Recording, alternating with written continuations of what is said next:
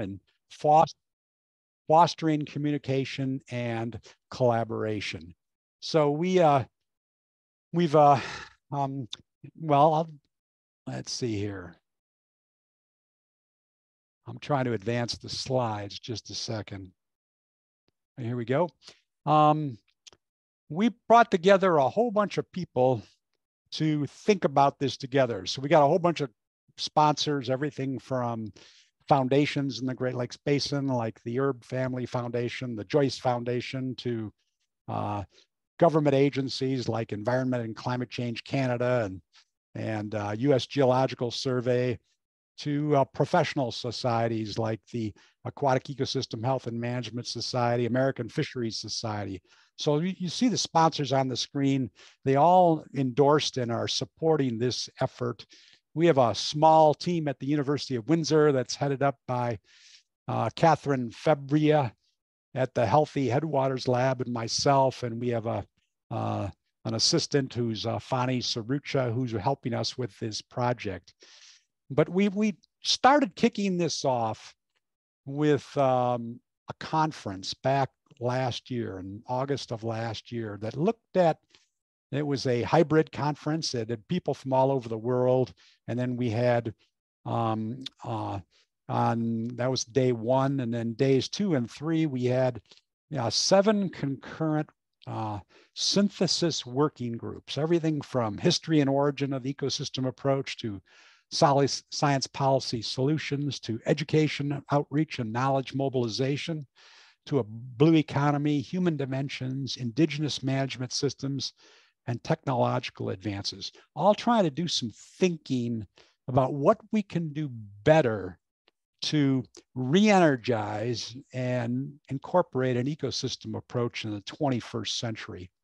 So the conference is done, and there will be a special issue of a journal that comes out, but we are sort of now taking it out on the road and sharing what we've been working on with 15 different stakeholder workshops, Sierra Club Southeast Mission Group being one of them, and to collect feedback.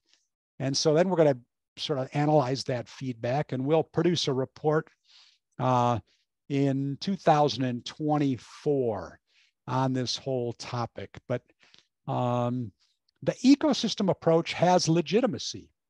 It is explicit in the Canada-U.S. Great Lakes Water Quality Agreement. It's part of the U.S. Clean Water Act, the Canada Water Act. The United Nations endorses it, the Great Lakes Fishery Commission, the International Joint Commission, Environment and Climate Change Canada, both US EPA and US Fish and Wildlife Service and NOAA advocate for use of an ecosystem approach in management. So an ecosystem approach is both a way of thinking and a way of doing or acting. In terms of thinking, one definition out there is an ecosystem approach accounts for the interrelationships among air, water, land, and all living things, including you and I, because we're part of the ecosystem, and it involves all user groups or stakeholders in management. So another way of explaining this is that, you bring all the stakeholders together, representing economy, environment, and community, and you craft a desired future state, a vision statement that can be carried in the hearts and minds of people. Then you go out and you say you want to do something, you want to improve something, you want to restore something, and you co-produce knowledge among the stakeholders, co-innovate solutions among the stakeholders. Then you practice something called adaptive management, which says assess, set priorities, and take action in an iterative fashion for continuous improvement until you get to your ecosystem goals. So that's a little definition of it. The difference between environment and ecosystem is like the difference between house and home. House sits there across the street. It's external and detached from us. But home is something we see ourselves in even when we're not there. So what we do to our ecosystem, we do to ourselves. We are part of it. So an ecosystem approach recognizes that humans are in the ecosystem. It involves all stakeholders, acknowledges interconnectedness, pursues sustainability, and works to understand places and integrate processes. It's also a way of acting. So usually when you see this talked about, you see it as multi-stakeholder roundtables, where you identify your stakeholders and you bring them in a roundtable to reach agreement on what you want to do, your desired future state, your vision statement, and pursue restoring, cleaning up, or mitigating some issue. For the areas of concern, those are the most polluted areas of the Great Lakes. There were 43 of them back in the mid 80s, and the ecosystem approach was given to them. Said, that when this all started, the IJC identified them, and the Great Lakes Water Quality Board said, well, in 85, we're not seeing any more progress. Most of the water program managers from the 8 Great Lakes states, the 2 provinces of Ontario and Quebec, and the federal governments of Canada and the United States said, we implement pollution control programs like permits for wastewater treatment plants and industries. And we've seen about as much improvement in these areas of concern, and we're not seeing any more improvement. So we need to change our way of doing it. And that's what this remedial action plan process was all about. And so it turned it upside down. The conventional thing, these governments typically implemented a program in a top-down command and control fashion, and it turned it upside down and gave power to the local level. And it was bottom-up collaborative. So top-down is hierarchical, it's command and control decision-making, and bottom-up is no centralized control, shared decision-making, and often depicted as networks or partnerships. If you look across these 43 areas of concern, the Clinton River is one, the Detroit River is one, the Rouge River is one, the River Raisin is one. We have many in our backyard. It's fair to say that there were 43 locally designed or place-based ecosystem approaches to help involve stakeholders, foster cooperative learning, share decision-making, co-produce knowledge, co-innovate solutions, ensure local ownership. We didn't want these remedial action plans to be owned by the federal government, the provincial government, or the state government. We wanted it locally owned by businesses and other stakeholders. So there are many barriers and obstacles to achieving this, so the concept of a boundary organization has been introduced to describe organizational efforts to overcome barriers and mediate between science and policy. So that barriers could be disciplinary, like the difference between land use planners and social scientists and engineers and biologists. It could be political boundaries and barriers. There's a whole bunch of them. These organizations sometimes are called boundary actors, going beyond the boundaries, political boundaries, disciplinary boundaries, other boundaries, and sometimes called boundary spanners. You also see some called boundary organization networks, and that's what we see most frequently across the areas of concern in the Great Lakes. So here's one, the Rouge River, as depicted as a boundary organization network. So in the Rouge River in Southeast Michigan, you have 48 communities. You have 3 counties. You have state government. You have federal government. You've got regional ones like SEMCOG. You've got NGOs like Friends of the Rouge and Rouge River Advisory Council, the Alliance of Rouge Communities. You got schools, you got industries and other NGOs. And so they have to all work together. So it's a network to overcome some of these barriers and boundaries and strengthen science policy linkages for ecosystem-based management. Its ecosystem approach requires cooperative learning. No single person or entity has all the answers to this. So cooperative learning involves stakeholders working in teams to accomplish a common goal under conditions that involve positive interdependence. That is, all stakeholders cooperate to complete a task, and individual and a group accountability. Each stakeholder is accountable for the final outcome. So cooperative learning is really important to learn our way out of these problems. The concept that I mentioned earlier of adaptive management is really key to this as well, where you assess the state of your ecosystem, you set priorities, and you take action in an iterative fashion for continuous improvement. There's another term out there that is really important that has helped move us forward, both in the Great Lakes and other places, and that's called actionable science.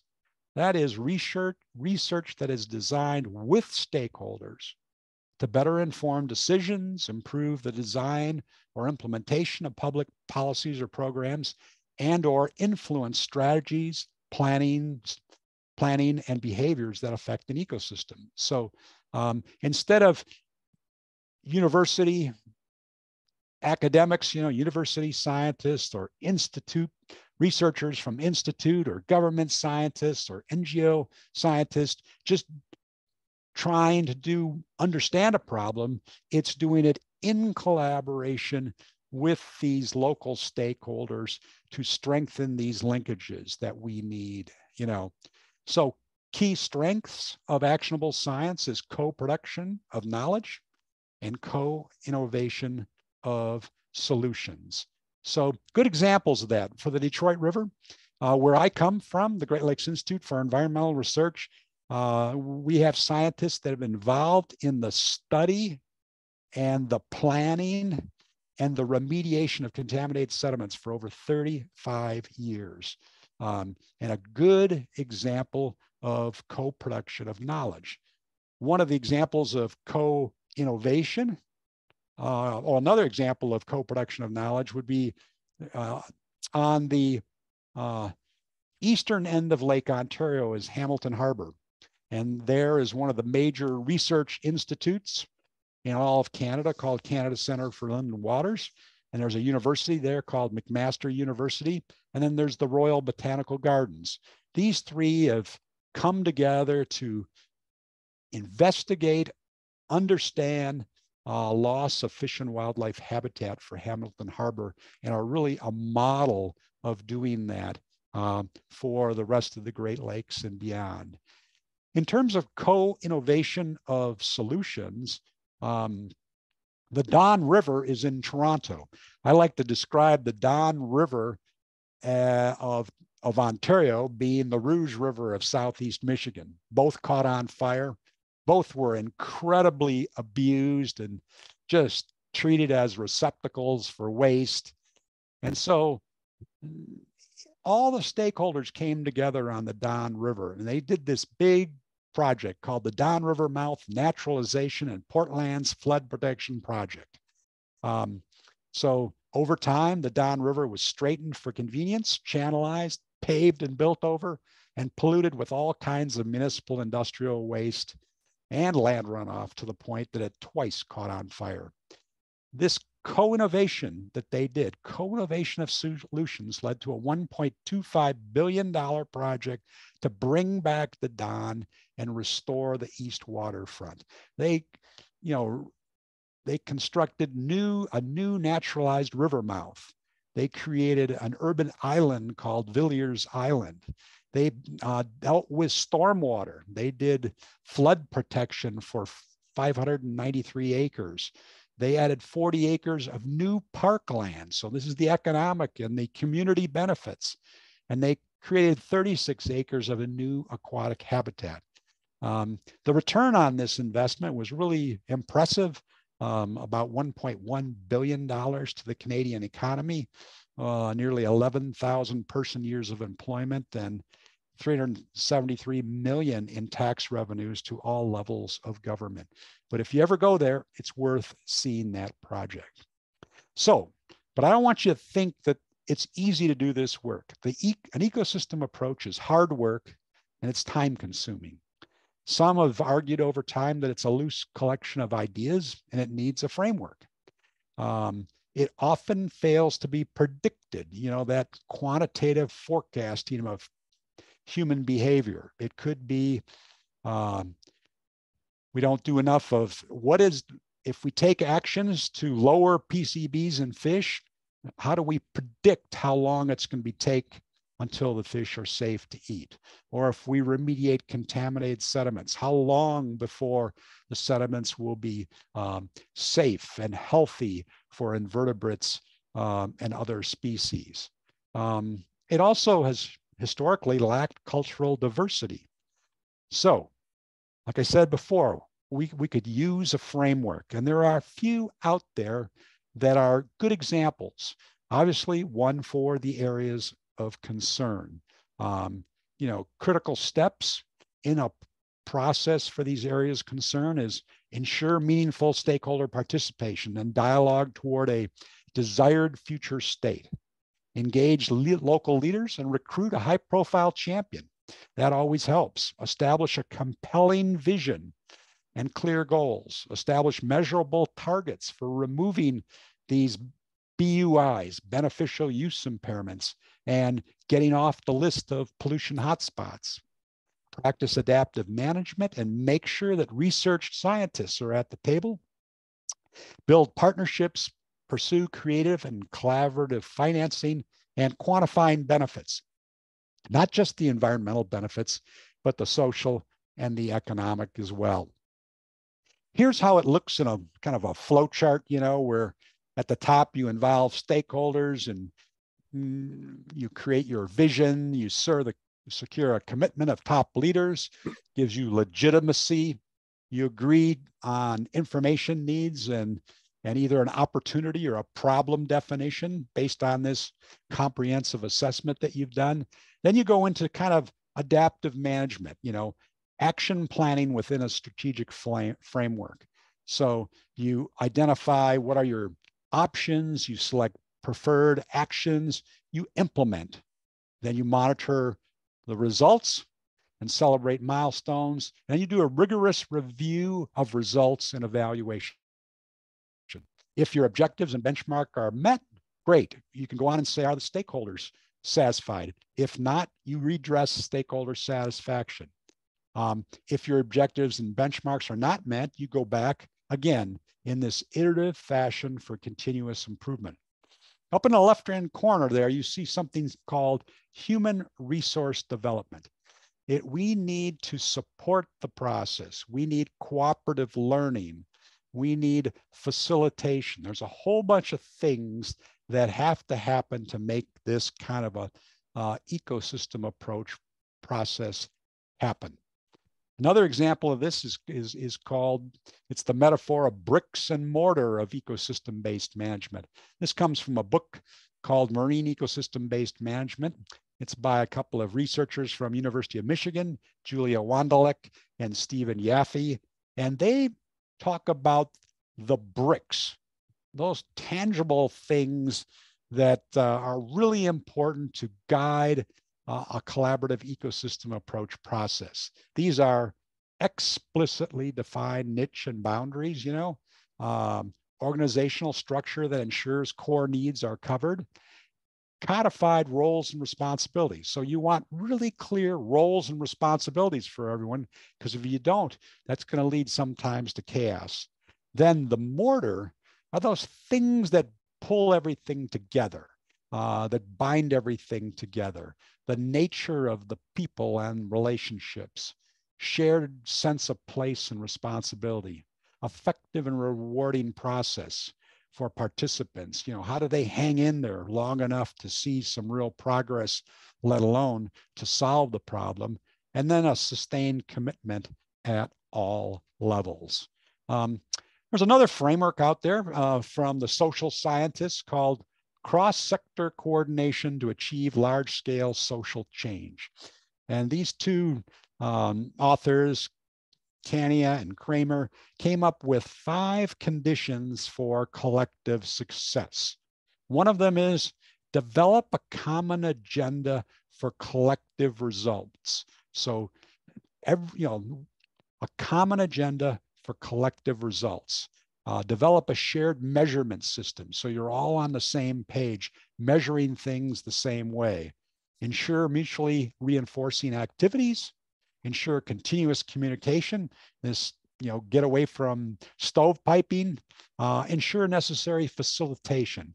And they said facilitation is important in many cases. So another one comes from the Nature Conservancy here, and their process says, you need to conserve nature, and then in turn, that enriches and fulfills society. So it's a cyclical process, and they've broken down this into a number of different steps. Identify challenges and goals as an initial step. All of this, of course, is evidence-based, based on science. So identify challenges and goals, map strategies and places, define outcomes, take action, and measure and adapt. Again, that adaptive management. Another good framework for doing this. So what we're doing right now is kind of looking at many frameworks, the ones I presented to you and a number of different other ones, and try to tease out what are the critical elements of a framework. So we almost have a generic framework for an ecosystem approach, So the first one is bring the stakeholders together. Again, representing the social, environmental, and economic interest. And this includes, underserved communities as well. Define that desired future state, a vision that can be carried in the hearts and minds of all stakeholders. Build capacity. So you want to ensure leadership support, and having the support of key leaders gives you legitimacy then. Create planning implementation teams, prioritize cooperative learning, foster strong science policy management linkages, and ensure human and financial resource support. You need resources to do all this as well. Then you go into the co-production of knowledge. It starts out with perform an assessment. In this case, ecosystem health assessment. Understand cause and effect relationships. Perform ecosystem modeling. How long will it take to get to the desired future state by implementing actions? Establish quantitative ecosystem health objectives. Make sure knowledge and information is in a form that can be understood and used by policy and decision makers. Then you co-innovate your solutions, review and evaluate your restoration options, reach agreement on the preferred actions, compile and prioritize actions in an action plan that delineates how restoration efforts will achieve quantitative ecosystem objectives, and in addition, how they'll improve the lives of people living in the watershed. Those are the tangible social and economic benefits. And then the last one is practice adaptive management. Assess, set priorities, take action in an iterative fashion for continuous improvement until you reach your ecosystem goals.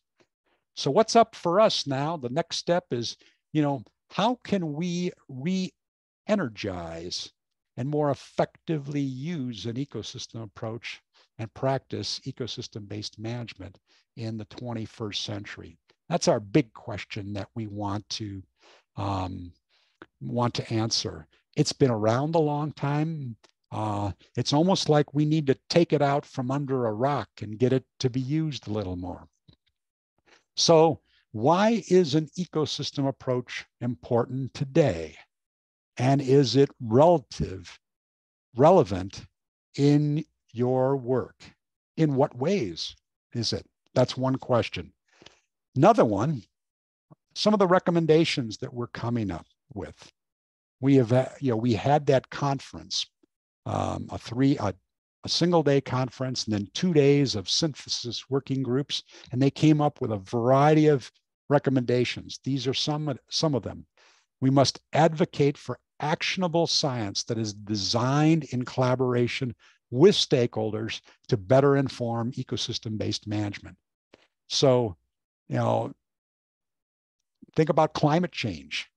If you want to make progress on climate change, are we producing the kinds of science that's needed to answer the questions that we have relative to climate change? And are all the appropriate stakeholders at the table? Because that lets you move forward together.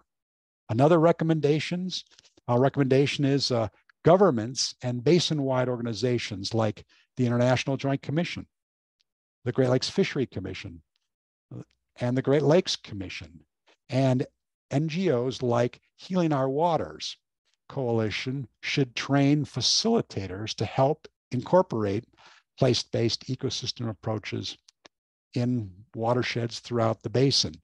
So we don't need to reinvent the toolbox each time. We can apply things in different areas. So it's such a unique process that trained facilitators could help move this along and help local communities, local counties, industries, governments, NGOs move forward together. Another recommendation, the International Joint Commission, the Great Lakes Fishery Commission, and professional societies like the International Association for Great Lakes Research, Aquatic Ecosystem Health and Management Society, American Fisheries Society should collaborate to establish a community of practice around the ecosystem approach. The feedback we got at our conference and from our synthesis working group was this should not just be academics from universities or government labs or institutes. These should be the on-the-ground practitioners that are part of this as well. So this kind of a community of practice so that we can learn from all these different experiences and we don't have to reinvent the wheel. Another recommendation, comprehensive assessments of ecosystem health should be undertaken in watersheds through partnerships to practice adaptive management. These assessments should include both status and trends of ecosystem health and how any improvements in ecosystem health have improved the lives of people living in the ecosystem. For the Detroit River, that's been accomplished over the last 25 years with the State of the Strait Conference. Detroit is the strait, so State of the Strait is a periodic comprehensive assessment based on long-term trends of key indicators, including social and economic ones as well. And it's done in a very open fashion. And we actually have a one-day conference where 250 people attend to participate, to interpret these data, to come up with this comprehensive assessment.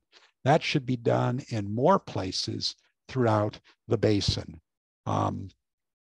We also need to encourage watershed councils, conservation authorities, sea grant programs, NGOs like Sierra Club, and others to incorporate the ecosystem approach in their education and outreach programs. It would be wonderful if, Garrett, if we could incorporate the ecosystem approach in some way in your education programs, because it is so important to get people to see that they are part of an ecosystem and not separate from it. What they do to the ecosystem, they do to themselves, and targeting the next generation. So finally, we'd like to hear from you. What recommendations would you like to see for more effective use of an ecosystem approach in the 21st century? We've got I'm going to share this with Jerry and Garrett afterwards, but I'll send a link where all these slides are, where background information is on the ecosystem approach and these recommendations. And you can take a look at that. There's also a survey on there. that you can take where you can give us some feedback. Are there some places in the basin where an ecosystem approach could benefit them? Are there some places that are using it that are doing really well? We want to hear all of that from you. So all of this gets wrapped up, and then in April 2024 is our target to release a report on this. And I'm going to be sure to share this with Jerry and Garrett so that'll be distributed throughout all your members. So that's our story, and I would love to get some feedback from you now, and I would be happy to answer any questions you might have. Yeah, John, I want to jump in, but that's okay. Absolutely. And the thing that is the root of my environmental consciousness is trees. And I drive around through the state, and I just can't believe I'm seeing what I'm seeing that's going on. And I really would like to increase the tree canopy and save in general, and save trees that I see going down that I think shouldn't be going down. So I'd really like to back up sometime and get people that I know think like me, and there are some in the Sierra Club, to try to form a group. And I can see that this would be a great approach, because it's an overall look at what you would need to do something like that in the state, because as I understand, there is no legislation as far as trees go in the state. So that would be something that I might be able to use that approach for. Absolutely. You can't regulate your way out of trees, right? You know, and so think of the organizations that have looked at this. You know, SEMCOG did its green infrastructure report and has actually put a target out there for how much tree canopy they'd like to see in Southeast Michigan. You know, think of just for Detroit, and they've done Detroit Future Cities work.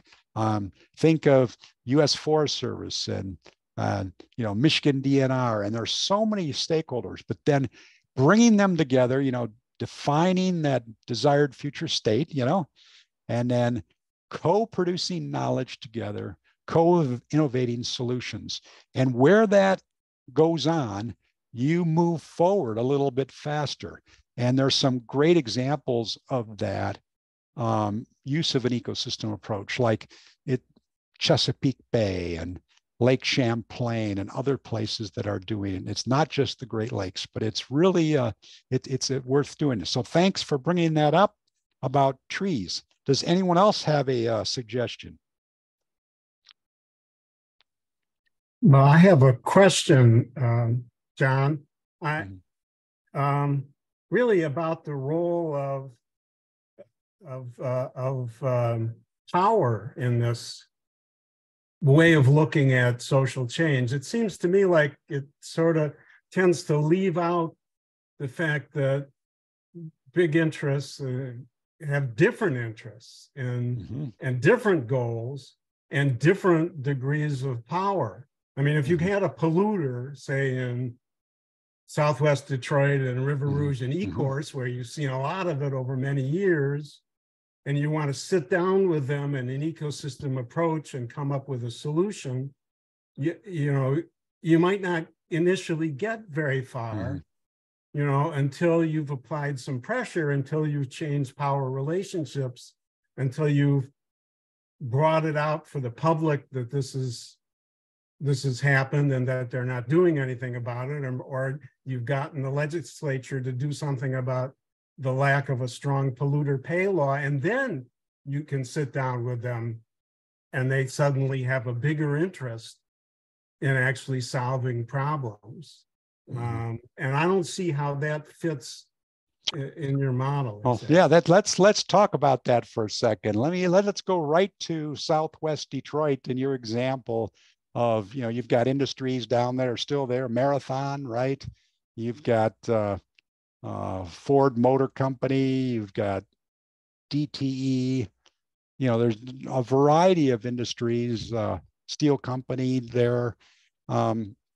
So We just held the Stay It Straight conference this past year at the University of Michigan, Dearborn. We intentionally held it there. The focus of the conference was contaminated sediment remediation. So it found one of the key findings, 5.1 million cubic meters of contaminated sediment need to be remediated in the Detroit River. That's an unbelievable number. And then, you know, they're still working it out, 350,000 cubic meters, something like that in the lower Rouge River, you know, that have to be remediated from the turning basin down to the confluence with the Detroit River. So out of that, you know, for the Rouge River, it started out with some, they know where we're going with this, you know, a lot has to be done. The sense of urgency, Fred, is that we have about 4 years left of the Great Lakes Legacy Act that'll provide 65% of the cost, you know, of that. After 4 years, you're going to pay 100% of the cost, you know, so there's an incentive to come to the table to talk. So all the industries on the lower Rouge right now are funding the comprehensive assessment of contaminated sediments and ecosystem impacts and ecosystem health. They are funding that on their own. The incentive was Great Lakes Legacy Act come. Then they're going to be that's co-production of knowledge. Then they're going to co-innovate the solutions, you know. So that's an example that it's not as fast as everyone likes, but what an opportunity. And they came to the table willingly. They were not forced to come to the table. Yeah, well, but that's an example of a bunch of federal money being available, and that you're either going to force people to pay, or you're going to give them incentives, you know, on the other end. That's the way the federal government's dealt with a lot of things, because they don't have the political will to force companies to pay what they should be paying. So they give them monetary incentives, but it's still a political process that deals with the power relations between, you know, people with a lot of money at stake, people with a lot of other things at stake, and health at stake and whatever. And it's it's more of a negotiation, and I just don't think your model quite takes that into consideration. Well, ecosystem approach is intended to give more power to the local levels, you know, the local stakeholders, because you probably know this, in some of these all of these watersheds, they had very little control, you know. The state and federal governments had the major control. Then, you know, counties and cities had some if they had a wastewater treatment plant, but now they have more control. If you look at the Rouge River Basin, you know, you have 48 communities and you have huge stormwater. You have, first of all, combined sewer overflow problems. There were 168 in 1985. Now there's 30 some left. And you had 23% impervious surface where you had runoff problems. And the target is less than 10. And so by going through this process, it's both a carrot and a stick, you know what I mean? For stormwater, they now have a voluntary stormwater permit for all 48 communities under the National Pollutant Discharge Elimination System permit program. You know, that it for stormwater, you know, and that is progress. And, you know, if up until that point, they were fighting amongst the federal, the state, the county, the cities, and everyone, and there wasn't much progress. But this kind of watershed ecosystem-based process has showed some progress there. Are we there? Absolutely, we're not there. We have more to do, and that's one of the things is how to it's almost like we need a transition plan, you know, to keep this going, you know what I mean? And to show the benefits of it along the way, you know? Well, thanks for those comments, Fred. Appreciate it. Yes, John, besides the Sierra Club members, we also have some professors and students, I believe, from Oakland University. It'd be great to hear from them. I think you've got Sam Lovell with his hand up. Okay. Yeah, Jerry. Sam. Yeah, Sam. Hey, hi, Jerry, and hi, John and Fred. This is a great conversation. And John, what you mentioned about the effort that a lot of our industries are doing right now, even though it seems like an arm twisting act, but they're doing it. Things are happening. There's some really big moves happening with Marathon and Ford Motor Company and all of the Rouge industries. It seems slow, but in the big picture, it's really actually quite quick.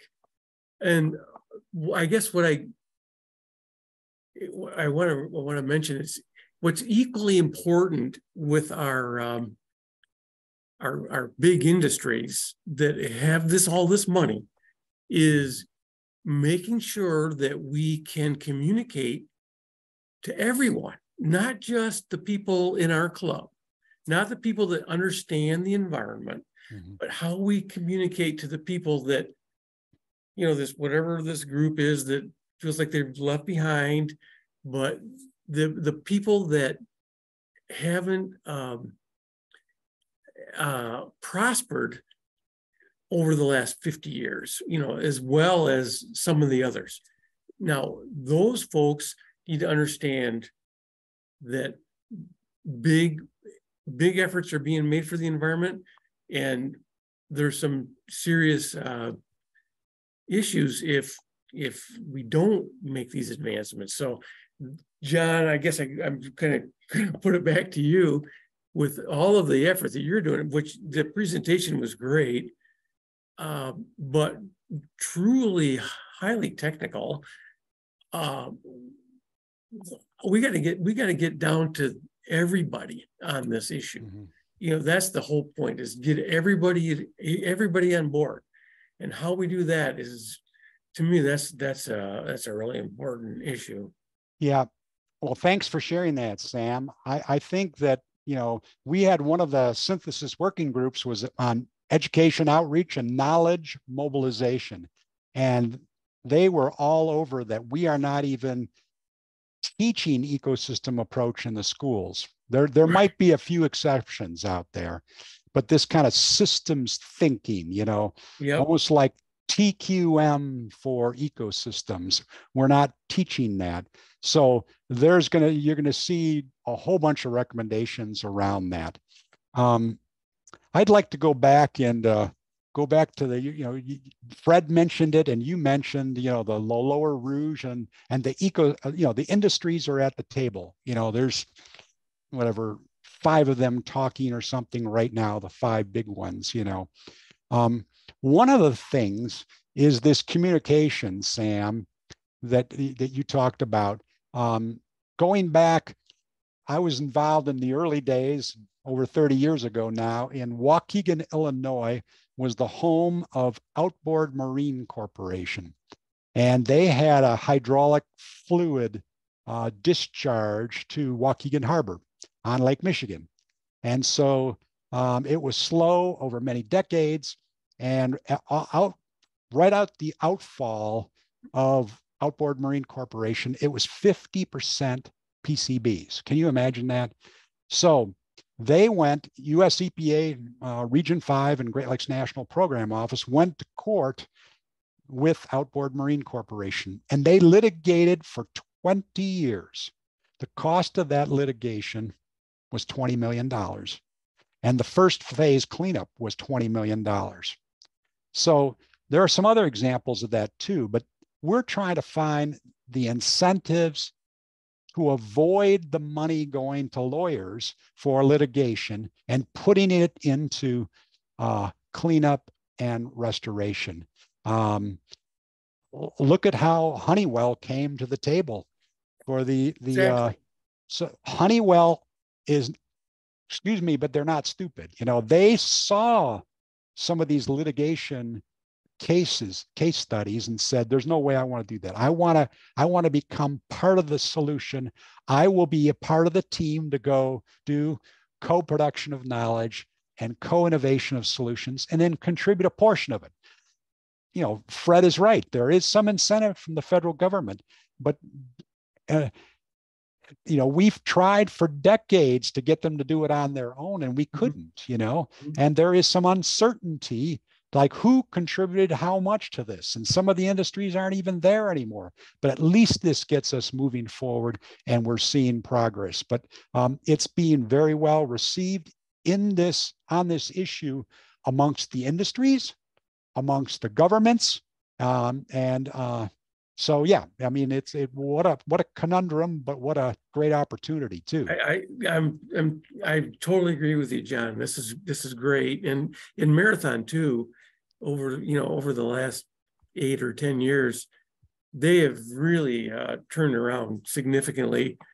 You know, it become a partner with the community. So, I mean, there's a lot of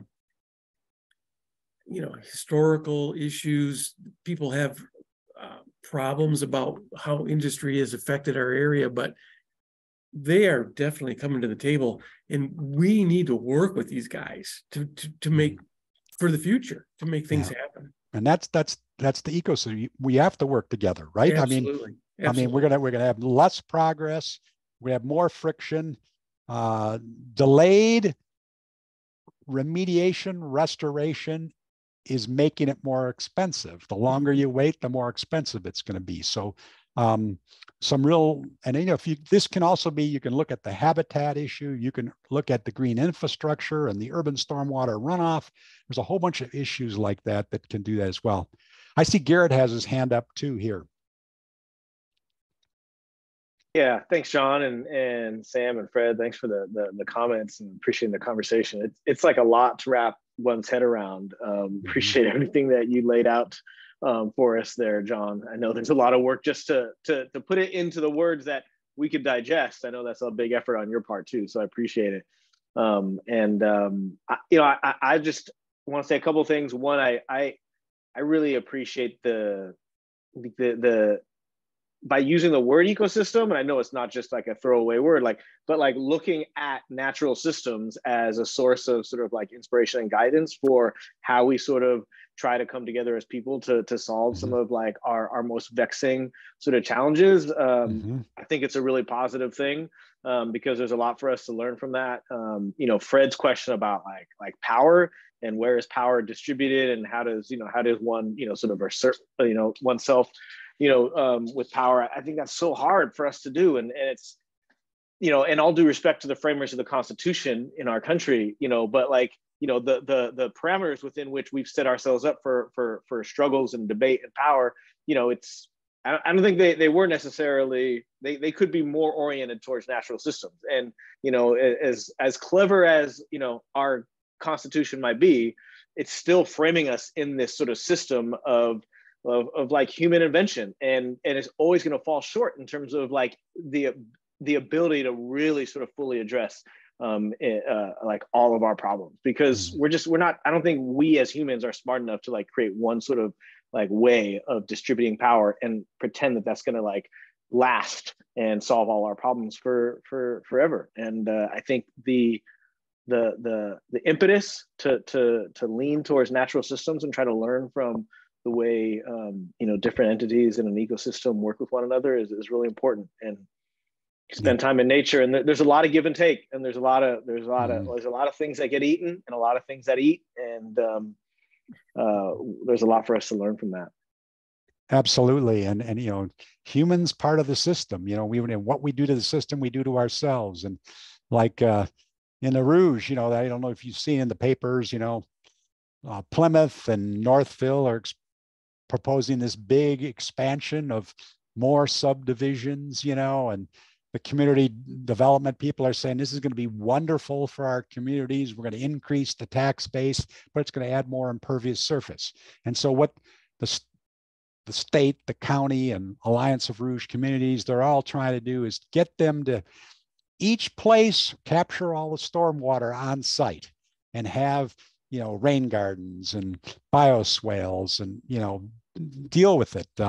When we did Sam knows this, when we did the Refuge Gateway in Trenton for the visitor center, we had to capture all stormwater on site. We could have no stormwater leaving the site. So it can be done, but that's a, you know, the state carries a big stick there and could do that as well. So Garrett, I would love to work with you. One of our partners is a partner of yours, Inland Seas Education Association, you know, from up in Sutton's Bay, you know, but we would love to do something for education programs on this, to have a module or a curriculum, you know, or something like that, that people could pick up and use that teaches some of these principles, you know. And it's also, it's kind of neat. There's a whole game around this, you know, watershed game around ecosystem thinking and everything, where the students make decisions, you know, and then look at what the consequences of your decisions are. So I'd be happy to work with you later on this. Okay.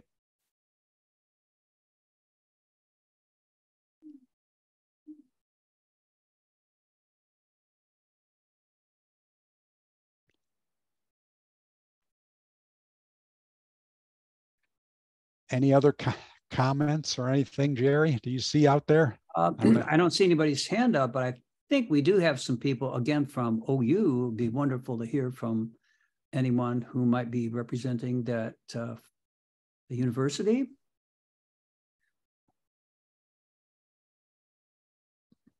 And that goes for universities too, need to be teaching this kind of this approach and stuff as well, you know. Mm-hmm. Well, like I said, we're gonna I'll send Jerry and Garrett a couple of links to link to our website, to the PowerPoint, and feel free to use it in any way. But we have a little survey too that give us some feedback. What would you like to see happen with this issue in the 21st century? You know, it's that kind of thinking. And if you could fill that out, that would be really appreciated. And I thank everyone for the opportunity to be with you tonight. Appreciate all you do. Thank you, John. Thank you for thank you, John. Mm-hmm. Any final comments from anyone? Okay. Well, listen, thank you for joining us tonight, and we'll see you next month. Bye-bye. Take care, y'all. Thanks, John. Thanks, Take care. Jerry. Good night, everyone.